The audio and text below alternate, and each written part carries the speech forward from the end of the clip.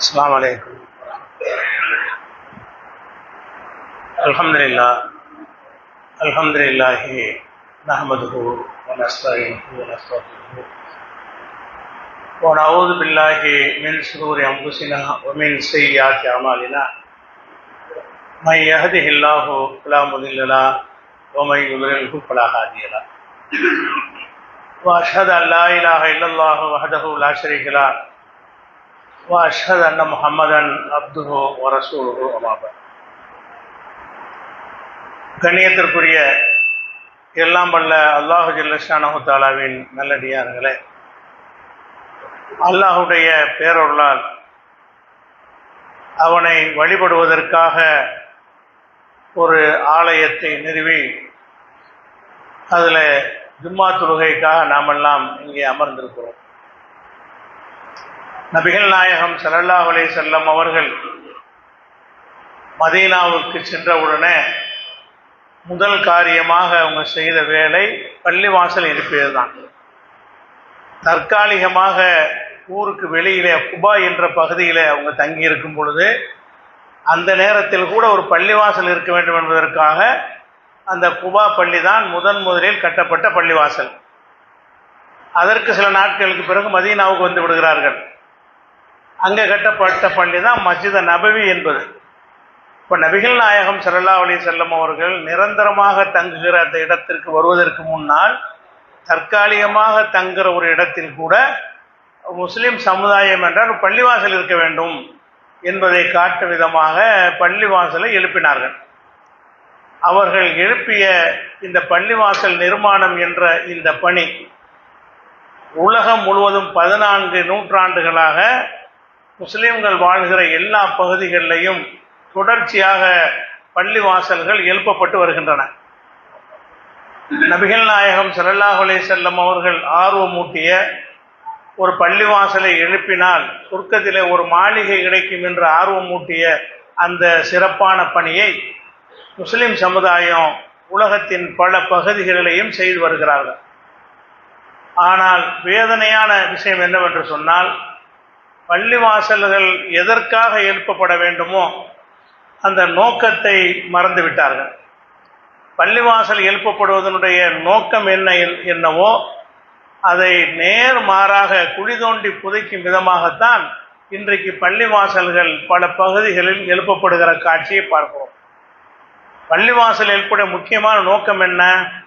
இப்ராஹிம் அலைஹிஸ்ஸலாம் அவர்கள் இந்த காபா என்ற ஆலயத்தை எழுப்பியதை பற்றி அல்லாஹ் குர்ஆன்ல சொல்கிறான். இது எர்ஃபோ இப்ராஹிமுல் கவாயித மினல் பைத் வ இஸ்மாயில், இப்ராஹிமும் இஸ்மாயிலும் இந்த ஆலயத்தை உயர்த்தினார். 2 பேரும் சேர்ந்து கட்டுகிறார்கள். உயர்த்திய பொழுது கட்டி முடிச்சவங்க என்ன சொன்னாங்கன்னு கேட்டால், ரப்பனா தகப்பல் மின்னா, இறைவா இதை எங்களிடமிருந்து ஏற்றுக்கொள்வாயாக, இன்னக அன்த சமீஉல் அலீம், நீ கேட்பவனாக அறிந்தவனாக இருக்கிறாய் என்று சொல்லி ஒரு பிரார்த்தனை செய்கிறார்கள். இந்த பிரார்த்தனைக்குள்ளே தான் பள்ளிவாசல் எதற்காக என்பதனுடைய விடை அமைந்திருக்கிறது. பள்ளிவாசல் எதுக்கு என்றால் அல்லாஹ்வுடைய திருப்தியை பெறணும். பள்ளிவாசலை கட்டி முடிச்சுட்டு அவங்க கேட்ட கேள்வி என்ன?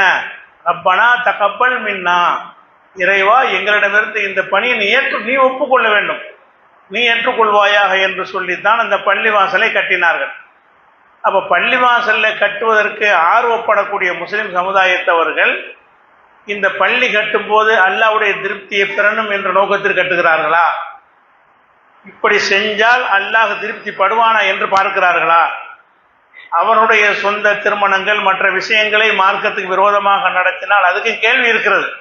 ஆனால் அல்லாஹ்வுடைய பள்ளிவாசல்லையே அந்த வேலையை செஞ்சால், அல்லாஹ்வுடைய பள்ளிவாசலை கட்டும் போது அல்லாஹ்வுக்கு மாற்றமான காரியங்களோடு அதை துவங்கினால் அது அல்லாஹ்விடத்தில் பள்ளிவாசலை கட்டியதாக ஆகுமான்னு ஆகாது. ஆனால் அதிகமான பள்ளிகள் எப்படி கட்டப்படுகிறது என்று சொன்னால், பள்ளிவாசலுக்கு அடிக்கல் நாட்டப்படும் பொழுது பிற மதத்தவர்களை வைத்து அந்த நிலத்திற்கு பூஜை செய்து விட்டு பள்ளிவாசல் கட்டுகிறார்கள். பள்ளிவாசல் கட்டப்படுவதை ஷிர்க்கை ஒழிப்பதற்கு, பல தெய்வ நம்பிக்கையை ஒழிப்பதற்கு, ஒரே ஒரு இறைவனை மாத்திரம் வணங்குவதற்கு தான் பள்ளிவாசல்கள். பல ஊர்களிலே நம்ம பார்க்கிறோம், பள்ளிவாசலுக்கு என்பது நிலத்திற்கு பூஜை செய்யப்படுகிறது. அந்த நிலத்துக்கு பூஜை செய்து சில வழிபாடுகள்லாம் செய்த பிறகு அந்த பணியாளர்கள் இருக்கிறாங்க இல்லையா, அவங்க அந்த பூஜையெல்லாம் செய்வதற்கு அனுமதித்த பிறகுதான் கட்டுமான பணியை துவங்குகிறது. அல்லாவை வணங்குவதற்கு முன்னாடி ஷிர்க் முதல் ஆரம்பிச்சு விடுகிறோம். பள்ளிவாசல் கட்டுவதற்கு முன்னாடி நடக்குது ஷிர்க்கில் தான் பள்ளிவாசல் ஆரம்பிக்கிறது. பள்ளிவாசல் கட்டியதற்குன்னா ஷிர்க்கை ஒழிப்பதற்கு. அப்போ ஷிர்க்கை ஒழிப்பதற்காக கட்டப்பட்ட பள்ளிவாசல்களில் இன்றைக்கு இந்த மாதிரி பல பள்ளிகள் துவக்கப்படுகிற காட்சியை பார்க்கிறோம். இப்போ பள்ளி கட்டுன்னு விளங்கி இருக்கிறார்கள். அல்லாஹ் ஒப்புக்கொள்வானான்னு இப்ராஹிம் நபி விளங்கின மாதிரி விளங்கலை. இப்ராஹிம் நபி விளங்கினா இதைவா நீ ஏற்றுக்கொள்வாயாகன்னு சொன்னாங்கல்ல, அந்த ஏற்றுக்கொள்ளத்தக்கதாக அந்த பள்ளி அமைக்கிறார்களா என்றால் நிச்சயமாக இல்லை. சில பள்ளி வாசல்கள் கட்டுகிறார்கள். கட்டி திறந்த பிறகு திறக்கிற நேரத்தில் பள்ளிவாசல் திறப்பு விழாவை முன்னிட்டு இந்த பாடகருடைய இன்னிசை நிகழ்ச்சி இரவு நடைபெறும். எங்க பள்ளிவாசலுக்கு முன்னாடி ஒரு பந்தலை போட்டு பள்ளிவாசல் திறப்பு விழாவை ஒட்டி என்ன நடைபெறுகிறது, இந்த இஸ்லாமிய இன்னிசை கச்சேரி நடைபெறும் என்று செய்யக்கூடிய பல பள்ளிவாசல் இருக்கின்றன. அப்ப இன்னிசையை ஒழிப்பதற்கு வந்தது இஸ்லாம். இஸ்லாம் இசை கருவிகளை உடைத்து எறிவதற்கு வந்திருக்கிறேன் என்று நபிகள் நாயகம் ஸல்லல்லாஹு அலைஹி வஸல்லம் அவர்கள் சொன்னார்கள். மசாமீரு ஷைத்தான், ஷைத்தானுடைய வலை அது இஸ்லாம் இசை கருவிகள் என்று எச்சரித்தார்கள். இந்த இசை கருவிகளை வைத்து ஆடல் பாடல் நடத்துவதை பள்ளிவாசல் திறப்பு விழாவில் நடக்கிறார்கள் என்றால் இதுக்கு என்ன காரணம்? மக்களை கூட்ட வேண்டும். எங்க ஊருக்கு நிறைய மக்கள் வந்தார்கள் காட்ட வேண்டும். நிறைய மக்கள் வரணுமாக இருந்தால் நிறைய பொழுதுபோக்கு விஷயங்களை வைக்க வேண்டும் என்பது நோக்கமாக இருக்கிறது தவிர இதை நம்ம கட்டணுமே இது அல்லாஹ் ஏற்றுக்கிடுவானா? இந்த மாதிரி இருந்தால் அல்லாஹ் இதை ஒப்புக்கொள்வானா? இதை பள்ளிவாசல் என்று ஏற்றுக்கொள்வானா என்று சிந்திப்பவர்களாக இல்லை நம்ம பார்க்கிறோம். பள்ளிவாசல் நடத்தும் பொழுது இந்த மாதிரியான மார்க்க முரணான நிகழ்ச்சிகள்லாம் நடக்கிறது. அந்த பள்ளிவாசல் இன்னும் சொல்ல போனால் பல பள்ளிவாசல்கள் நடப்பதை ஒட்டி காலையில் பள்ளிவாசல் திறப்பு, அது முதல் நாள் இரவு பள்ளிவாசல்ல மௌலிது ஓதுறாங்க. பள்ளிவாசல் திறப்பை ஒட்டி என்ன செய்கிறது, மௌலிது ஷரீஃப் ஓதப்படும். மௌலிது ஷரீஃப்னா என்னது ஓதப்படும்? அது எவனோ ஒரு மனிதன் எழுதுன ஒரு பாட்டு. மௌலிதுங்கிறது அல்லாஹ் சொன்னதே இல்லை, நபிகள் நாயகம் ஸல்லல்லாஹு அலைஹி வஸல்லம் சொன்னதும் இல்லை, சஹாபாக்கள் சொன்னதும் இல்லை. இவங்க நாலு இமாம் சொல்றாங்களே, அந்த நாலு இமாம்கள் சொன்னதும் இல்லை. இந்த மௌலிது என்பது ஒரு 300 வருடத்திற்கு முன்னாடி வாழ்ந்த அரபி தெரிஞ்ச சில கவிஞர்கள் எழுதி வைத்த பாட்டு. மௌலிது என்பது பாட்டு, 300 ஆண்டுகளுக்கு முன்னாடி எழுதப்பட்ட பாட்டு. இந்த பாட்டை படித்தால் புண்ணியம் கிடைக்கும். ஒரு மனிதன் இயற்றிய கவிதையை படித்தால் புண்ணியம் கிடைக்கும் நினைக்கிறாங்களே, அதுவே இஸ்லாமிய நம்பிக்கையை தகர்க்கக்கூடியது. அல்லாஹ்வுடைய வேதத்துக்கு மட்டும்தான் சக்தி இருக்கிறது. அல்லாஹ்வுடைய வேதத்தை ஓதினால் மாத்திரம்தான் ஒரு எழுத்துக்கு ஒரு 10 நன்மை என்று அதற்கு நன்மைகள் சொல்லப்பட்டிருக்கே தவிர பொருள் தெரியாம எவனோ எழுதின பாட்டை படித்தால் நன்மை கிடைக்கும் நினைக்கிறாங்களே. இதை ஒழிக்கிறதுக்கு இந்த பள்ளிவாசல் நமக்கு வந்துச்சா? இதை போதிக்கிறதுக்கு வந்துச்சா? மஸ்ஜித் நபவியில வைத்து இதை ஒழிப்பதற்கு தான் நபி ஸல்லல்லாஹு அலைஹி வஸல்லம் அவர்கள் அவ்வளவு பிரச்சாரம் மேற்கொண்டார்கள். அங்க வச்சு என்ன செய்யறாங்கன்னா, அந்த மௌலிது ஷரீஃப் மஜ்லிஸ் நடைபெறும் என்று சொல்லிவிட்டு அந்த பாட்டை படிக்கிறார்கள். அந்த பாட்டில் வரக்கூடிய செய்திகள், பாட்டை எவனோ எழுதின பாட்டை எதுக்கு பள்ளிவாசல் திறப்புலால படிக்கிறீங்க? அல்லாஹ்வுடைய வேதத்தை ஓதுனா கூட அது ஒரு பிதத்தை தான் ஆகும். ஆனா இது என்ன பயங்கர ஷிர்காகிறது. அப்ப ஷிர்கான ஒரு காரியம் என்ன, மௌலிதுக்குள்ள இருக்கக்கூடிய விஷயங்கள்லாம் நச்சு கருத்துக்கள், இஸ்லாத்தினுடைய நம்பிக்கையை தகர்க்கக்கூடிய, இஸ்லாத்தை அறியாத மடையர்கள் எழுதிய பாட்டு அது. அந்த காலத்துல இஸ்லாமிய அறிவு இல்லாதவர்கள் அதை புனிதமாக கருதி ஏமாற்றப்பட்டார்களே தவிர அதற்கும் இஸ்லாத்திற்கும் எந்த ஒரு கடுகளவு சம்பந்தமும் இல்லை. அந்த மௌலிதுல என்ன வருகிறது, நபிகள் நாயகத்தை அல்லாஹ்வை போல புகழக்கூடிய செய்திகள் வருகிறது. நபியை உங்களை விட்டால் எங்களுக்கு யாரும் கிடையாது, நீ கஃபீரு அன்னி துனூபி, எனது பாவத்தை எல்லாம் நீங்கள் மன்னித்து விடுங்கள் என்றெல்லாம் நபிகள் நாயகத்தை நோக்கி படிக்கக்கூடிய ஒரு பாடல்கள் தான் அந்த மௌலிதுல இருக்கிறது. அப்ப அல்லாஹ்வுடைய ரசூலை அல்லாஹ்வாக ஆக்கக்கூடிய ஒரு விஷயத்தை அவங்க என்ன செய்யறாங்கன்னா மௌலிதுங்கிற பேர்ல ஓதுறாங்க பள்ளிவாசல் திறப்புலாவுக்கு. ஆனால் நபிகள் நாயகம் நமக்கு என்ன எச்சரிச்சாங்க, லா துத்ரூனே கமா அத்ரத்தின் நசாரா ஐஸபன மரியமுடைய மகன் ஈசா நபியை அந்த மக்கள் எப்படி எல்லை மீறி புகழ்ந்தார்களோ அந்த மாதிரி என்னை நீங்கள் எல்லை மீறி புகழக்கூடாது. என்னை பற்றி நீங்கள் புகழ்வதாக இருந்தால் உலாக்கின் கூல் அப்துல்லாஹி ஒரு ரசூலுஹு, அல்லாஹ்வுடைய அடிமை என்று சொல்லுங்கள், அல்லாஹ்வுடைய தூதர் தான் புகழ்.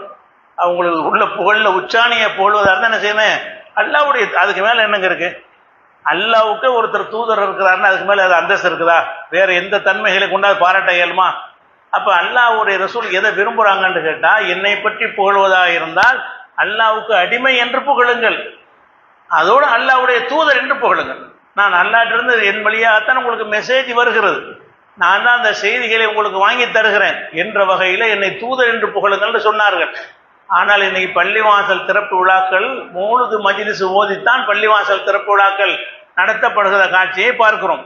அப்ப இது பள்ளிவாசலுடைய நோக்கமா? இது பள்ளிவாசல் இந்த மாதிரியான ஒரு விஷயத்தை அல்லாஹ் வந்து கபூல் செய்வானா? ஒவ்வொரு விஷயத்தையும் அல்லாஹ் ஏற்றுக்கொள்வானா? அல்லாஹ் ஏற்றுக்கொள்வானா என்றுதான் நம்ம வாழ்க்கை முழுசும் இருக்க வேண்டும். குறிப்பாக வணக்க வழிபாடுகள்ல இவ்வளவு பணத்தை செலவழித்து பள்ளிவாசலை கட்டுகிறோம், இதற்கு ஏதாவது நன்மை கிடைக்குமான்னா தீமை தான் கிடைக்கும். இதற்கு பாவம் தான் எழுதப்படும். நீ வந்து என்னுடைய பெயர்ல ஒரு பள்ளிவாசலை கட்டிவிட்டு நீ அங்கே இணை கேட்பிற காரியத்தை செய்தாய், நபி சொல்லாத விஷயத்தை செய்தாய், நபிக்கு மாற்றமான விஷயத்தை செய்தாய், பூஜை புனஸ்காரங்கள் செய்தாய் என்று அல்லாஹ்விடத்துல கேள்விதான் வருமே தவிர இந்த பள்ளிவாசல் கட்டியதற்கு நன்மை கிடைக்குமா என்றால் நிச்சயமாக நன்மை கிடைக்கவே கிடைக்காது. அதை விட கொடூரமான விஷயங்கள் இப்ப என்ன நடக்குன்னு கேட்டா, இப்ப மத நல்லிணக்க ஒரு நோய் எல்லாருக்கும் வந்திருக்கிறது. மத நல்லிணக்கம்னா நம்ம ஒரு கொள்கையில் இருக்கிறோம், நம்ம மதத்தை நம்ம கடைப்பிடிக்கிறோம். வேற வேற மதத்துக்காரங்களுக்கு வேற வேற கொள்கை இருக்கும், அவங்க கடைப்பிடிப்பாங்க. நம்ம உங்களை அட்ஜஸ்ட் பண்ணா தான் நம்ம அங்கே நிம்மதியாக வாழலாம். எப்படி உங்களுக்கு நோய் வந்திருக்கிறது? அவங்கள அட்ஜஸ்ட் பண்ணணும். அட்ஜஸ்ட் பண்றதுன்னா எப்படி பண்றது? பண்ண வேண்டிய விஷயத்தில் பண்ணி கொள்ளலாம். மார்க்கம் தொடர்பு இல்லாத விஷயங்கள்ல அவங்களோட வம்பு சண்டைக்கு நம்ம போக தேவையில்லை.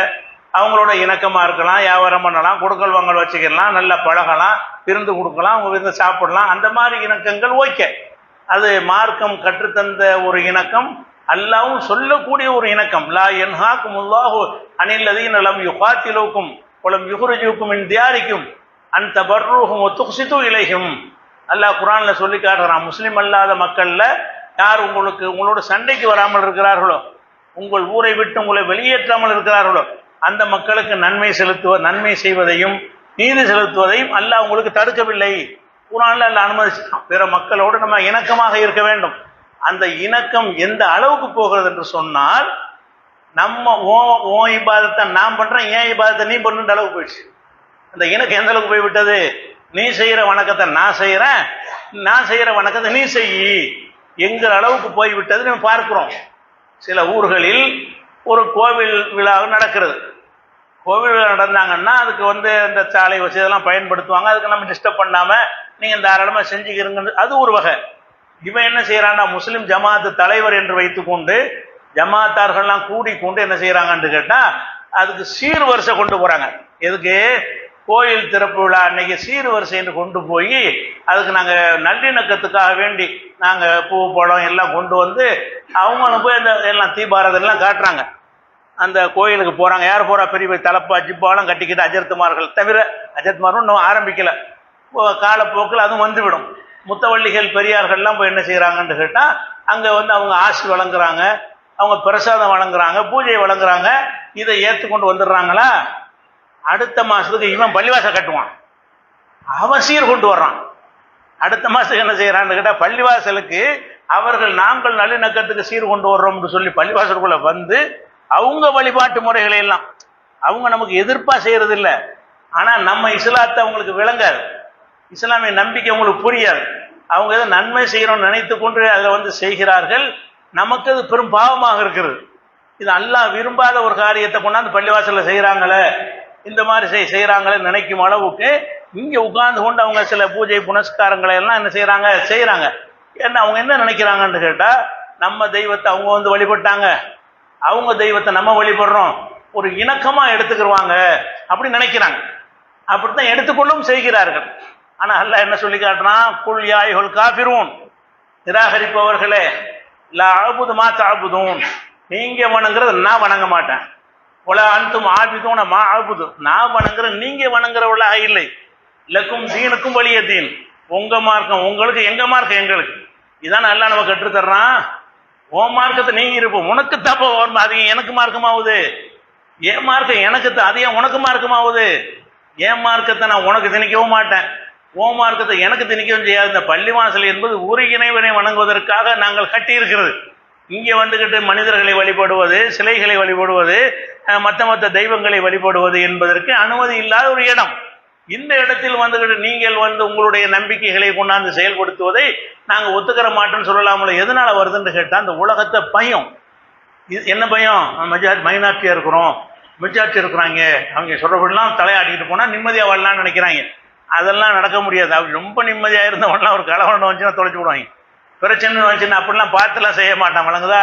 நிறைய இதெல்லாம் கூடுதல் அட்ஜஸ்ட் பண்ண ஊர்கள்லாம் அழிஞ்ச நாசமாக போயிருக்கிறது கலவரங்களின் போது. அதனால இதெல்லாம் உங்களை காப்பாற்றாது. நீங்கள் அந்த மக்களோட நல்லிணக்கமாக நடுங்க, அவங்களுக்கு அழகாக புரிய வைங்க, இது இஸ்லாத்தில் இல்லை, இதை நாங்கள் செய்ய மாட்டோம், உங்களுக்கு நீங்கள் என்ன வேணாலும் செய்யுங்க, நாங்கள் குறுக்க நிற்க மாட்டோம், உங்களுக்கு தண்ணி வசதி வேணுமா கேளுங்க, செஞ்சு தர்றோம், என்னென்ன வேணுமோ அதெல்லாம் அந்த உதவிகள் நீங்கள் வாங்கிக்கிறங்க. ஆனால் உங்கள் வழிபாட்டு தலத்தில் வந்து நாங்கள் வழிபடுவது தான் நல்லிணக்கம் என்று கருதினால், எங்கள் வழிபாட்டு தலத்துக்கு நீங்கள் வருவது தான் நல்லிணக்கம் என்று கருதினால் அதுக்கு நாங்கள் உடம்பட மாட்டோம்னு இவங்களுக்கு சொல்ல முடிஞ்சிச்சா? அப்போ பள்ளிவாசல் கட்டுறீங்க, என்ன கட்டுறீங்க? இஸ்லாத்தை குழி தோண்டி புதைக்கிற கட்டுறீங்க. இதுக்கு இந்த கட்டாமல் இருந்துடலாம். இந்த பள்ளிவாசலை கட்டிட்டு அதில் சிறுக்கு தான் நடக்குமாக இருந்தால் அந்த பள்ளி எதுக்குன்னா அந்த பள்ளியை கட்டுவதற்காக பாவம் தானே கிடைக்கும். கட்டாமல் இருந்தால் கூட கொஞ்சம் உள்ள தப்பிச்சுக்கிருவீங்க.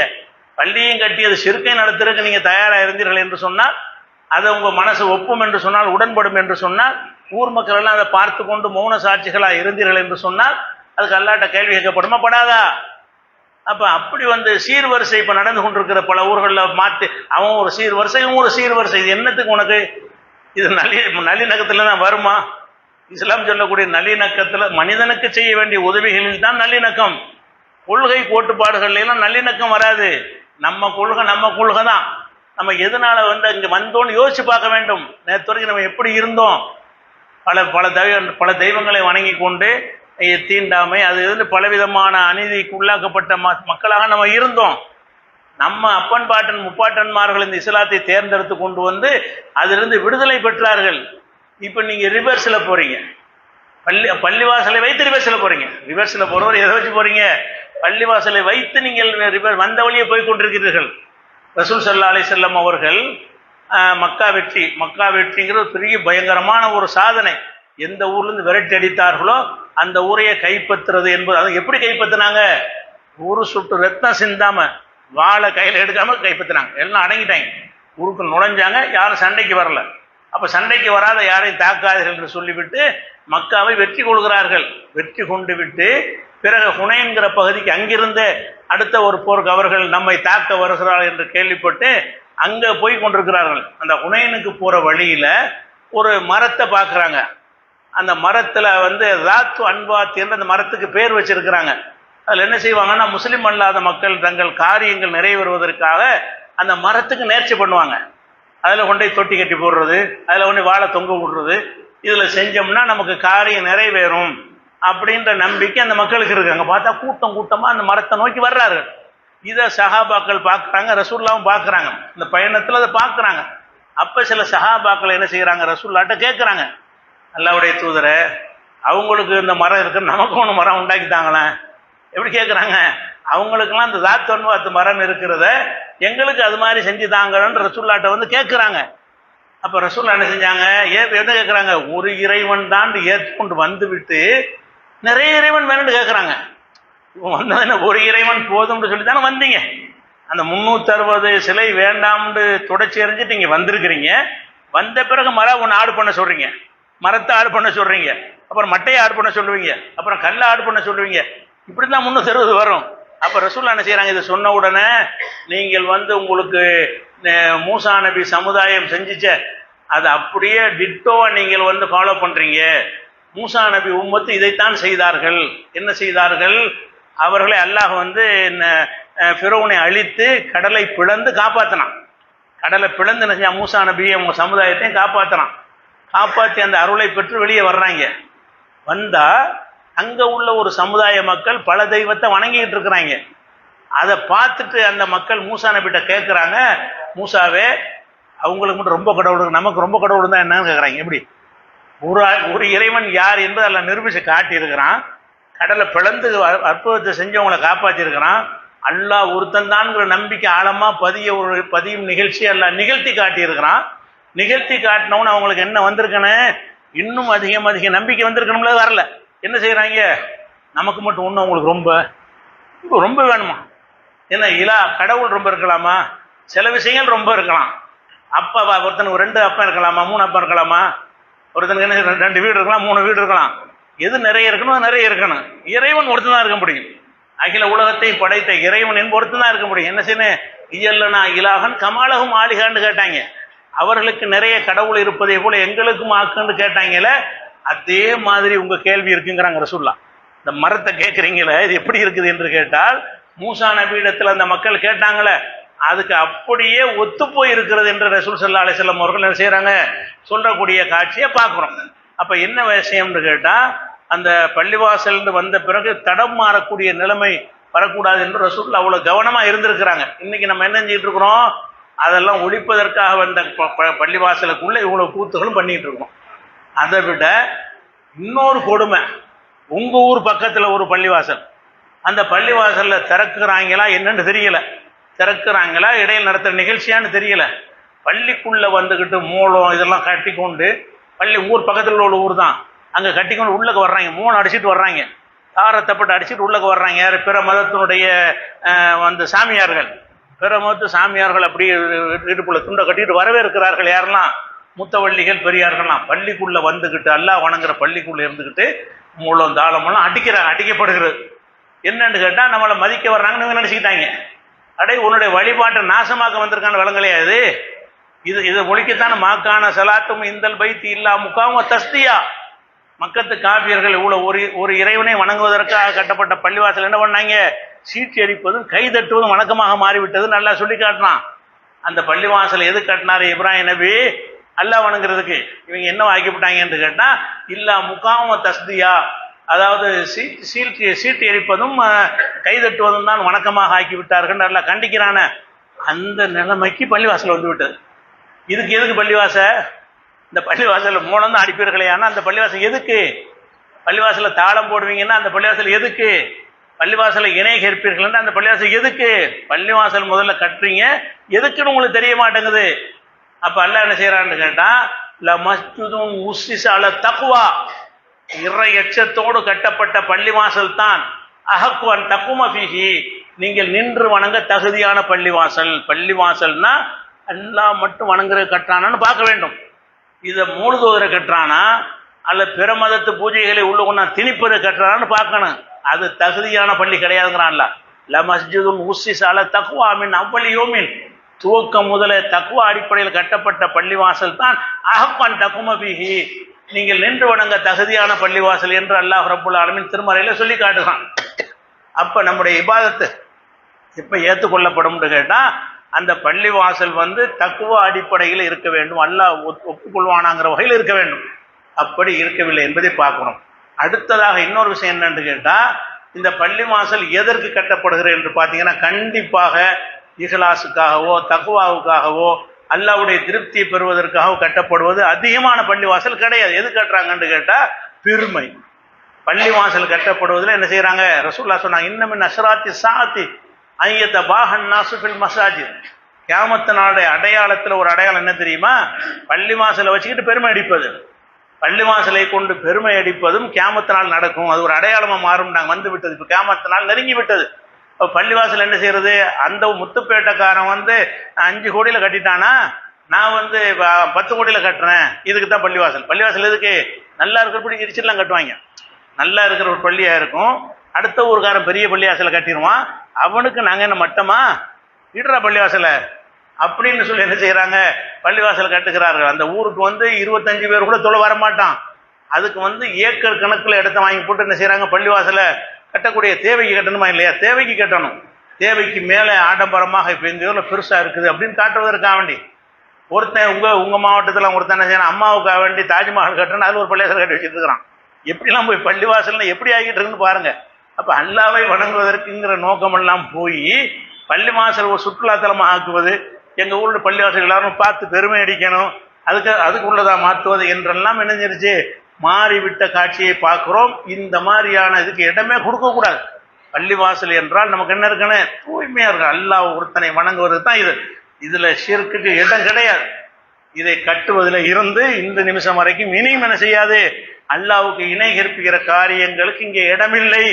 அன்னல் மசாஜித லில்லாஹ், எல்லா பள்ளிவாசலும் அல்லாஹ்வுக்கு சொந்தமானவை. பலா ததுவு மஅல்லாஹி அஹதா, அல்லாஹ்வோடு யாரையும் அழைக்காதீர்கள். பள்ளிவாசல் வந்துட்டால் அல்லாஹ் தான், இதுக்கு சொந்தக்காரன் அல்லாஹ்.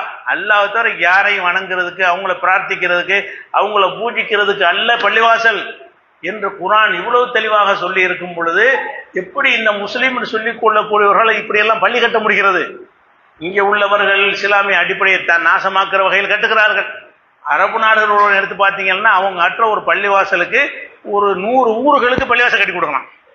பள்ளிவாசல் இல்லாத சின்ன சின்ன ஏழை கிராமங்களில் 100 ஊர்களில் 100 சின்ன பள்ளிவாசல் கட்டி கொடுக்கலாம். அவ்வளோ பெரிய பணத்தில் என்ன செய்யறான்னு கேட்டால் பணத்தெல்லாம் கொட்டி குவிச்சிருக்கிறான் என்பதற்காக வேண்டி ஆடம்பரமான முறையில் அது கின்னஸ் பள்ளிவாசல்லாம் கின்னஸ் வரப்போகுது. இப்போ கின்னஸ் சாதனை இடம்பெறப் போகிறது பள்ளிவாசல் அப்படிங்கிற அளவுக்கு இருக்கிற ஒரு நிலைமையெல்லாம் பார்க்குறோம்.